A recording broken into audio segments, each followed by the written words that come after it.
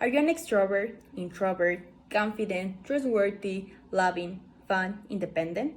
All of it or something of that? Do we really know who we are? Well, that's a good question. Who we are based upon our responses. We have two events in our lives. When people are trying to access our personality and the type of person we are, is because they are observing our behavior. Our responses are from a combination of habit and other predetermined reactions based upon our personality. My grandfather always told me, be yourself and discover what you want for your life. And I was like, really, Grandpa? Well, it is not easy to know what we want. Most of the times we have no idea about anything, and sometimes our mind is saturated with many ideas. So we have both positions, and it is connected with all of this.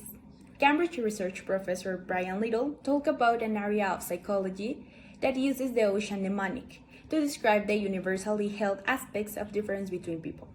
Ocean, O, means to open the experience versus those who are more closed. Then we have C, that is conscientiousness, in contrast to those with our more Lacansky approach to life. Then we have E, that is extroversion, that is in contrast to more introvert people. 8, agreeable individuals, in contrast to those that decidedly not agreeable. And finally, we have letter N, that it means neurotic individuals, in contrast to those that are more stable, much more than just the sum of our traits. But are these categories enough to capture the complexity that is the human personality? Of course not. Well, that is why little research is concentrating on the moments we have transcend those traits. And it is convinced that our personality comprises so much more and even more formable than expected. Each of us were born in different places and in different parts, right? We are from different cultures. The people that was born in Mexico is called Mexican. The people born in Germany, it's called German. Thanks to our customs, traditions, cultures, festivities, and many other things, are a fundamental part of knowing who we really are. We identify ourselves then to where we come from. When we pretend to be or come from a different place that is not ours, that is where we are letting part of ourselves go.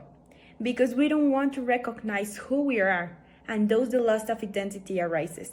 People distinguish themselves from others, and there's a point or something that makes us unique as a human being, such as religion, the music we listen to, the food we eat, the way we live. But how do we live? Well, it all depends on the type of experiences or moments that we have passed in the course in our life. For example, if you are used to some type of physical or emotional violence, when you have the criteria and the maturity to make a life decision, you can repeat the unhealthy behaviors or not repeat them. That is up to you, right? We live in a rational world. We have taken great pains to establish processes, classifications, and standards. A very dynamic and fast-paced world that led us to demand a lot of ourselves to comply with everything that we must do and what is expected of us.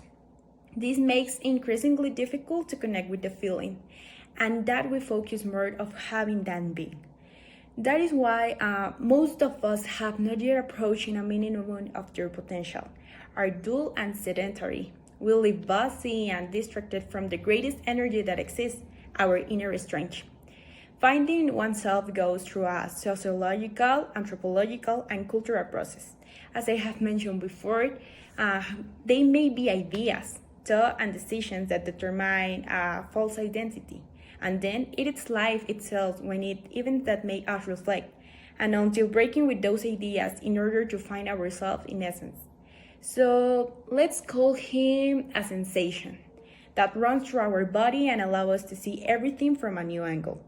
This is a new vision to rebel compared to what we had before. As if a bucket of cold water was thrown at you, suddenly you do not need anything external or anyone to feel good, right? We use a more loving inner language with ourselves. So we accept ourselves as we are. And most importantly, we listen carefully to what our intuition tells us. It's a moment in which we reconnect with our vital purpose and we can see above all the fog, which is what makes us sense in our way, right? Normally, it is something that happens when we manage to take a certain distance from our day-to-day. when we faced with something important, difficulty, or when we make some type of change. In short, when we leave our fish tank or comfort zone. Finally, I firmly believe that finding oneself will always be in motion or changing, because one acts according to each stage and moment of life, right? Including actions that we previously thought were denied. Later, we could consider them acceptable. But in essence, the values instilled in each individual must accompany him or her until the last moment of his life. Those cannot never change. Thank you.